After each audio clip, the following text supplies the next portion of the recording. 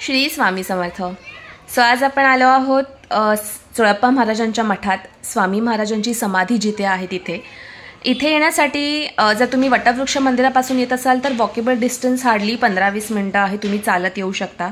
आणि जर तुम्हाला रिक्षाने यायचं असेल तर एक 20 रुपये पर सीट असं रिक्षावाले भाडे घेतात। वटवृक्ष मंदिराच्या बाहेर रिक्षावाले असतात, इझिली तुम्हाला शेअरिंग मिळून जाईल तिथे। या मठाबद्दल माहिती सांगायची झाली तर स्वामी महाराज जेव्हा अक्कलकोटास आले त्याच्यानंतर त्यांची अहर्निशा सेवा करण्याचे सद्भाग्य जर कोणाला मिळाले असेल तर ते म्हणजे चोळप्पा महाराज। स्वामी समर्थ महाराज जेव्हा अक्कलकोटास प्रथम आले तेव्हा ते चोळप्पा महाराजांच्या घरी प्रथम आले व तेथेच प्रथम जेवले। अक्कलकोटमधील सुरुवातीच्या काळात स्वामींचे अधिकाधिक वास्तव्य चोळप्पा महाराजांच्या घरी झाले। चोळप्पा महाराजांनी स्वामी समाधीची जागा वाड्यातच नक्की करून समाधी बांधून घेतली होती।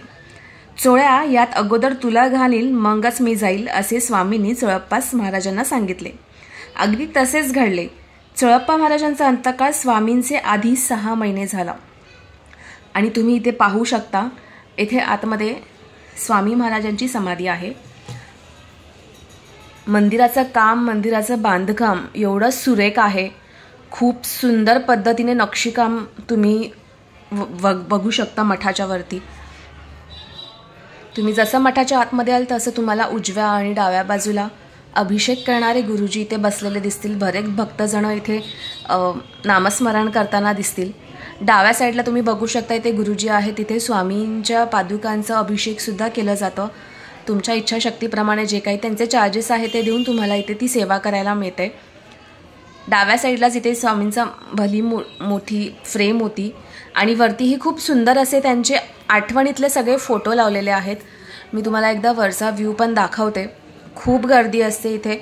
आम्ही जेव्हा गेलो होतो, आम्ही सोमवारीच गेलो होतो, तेव्हाही म्हणजे गर्दी होती। हे पहा, मी जसं म्हणाले की वरती आठवणीतले सगळे फोटोज इथे लावलेले आहेत स्वामी महाराजांचे। हा महाराजांचा मोठा फोटो, ह्यांच्या पादुका।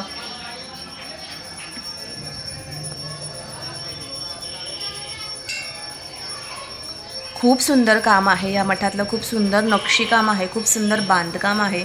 इथे पाहू शकता डाव्या साईडला भक्तजण बसलेत पादुकांचा अभिषेक करण्यासाठी।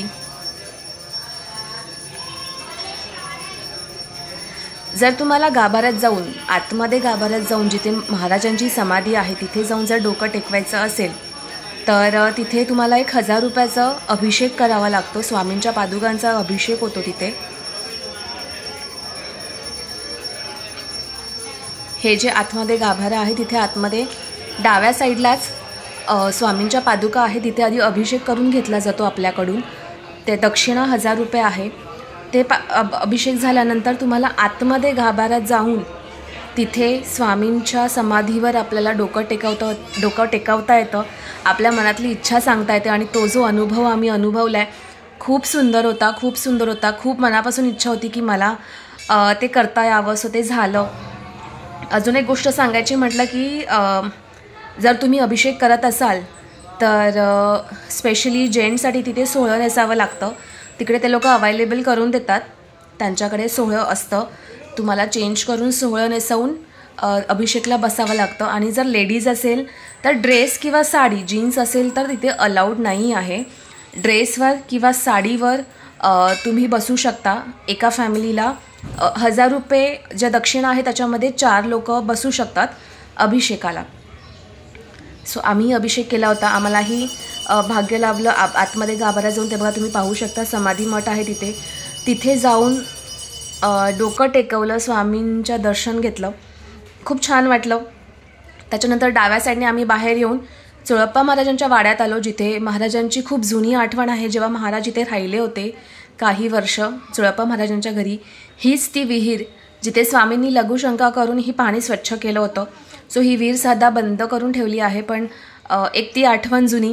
हे महाराजांनी वापरलेल्या वस्तू आहेत, तुम्ही पाहू शकता। महाराजांनी दिलेल्या पादुका, त्यांनी वापरलेल्या वस्तू, अंगरखा खूप सुंदर पद्धतीने इथे सजवलं आहे। रोज इथे सेवा होते। आणि जसं आपण जुन्या काळातले जे वाडे असतात तुम्ही इथे पाहू शकता, इथे तुम्हाला बघायला मिळेलच। अक्कलकोटमध्ये तुम्ही कुठेही जावा, कुठेही फिरा, तुम्हाला हे जुनं बांधकाम ह्या टाईपचे वाडे बघायला मिळतीलच। सो व्हिडिओ आवडला असेल तर नक्की लाईक करा. श्री स्वामी समर्थ.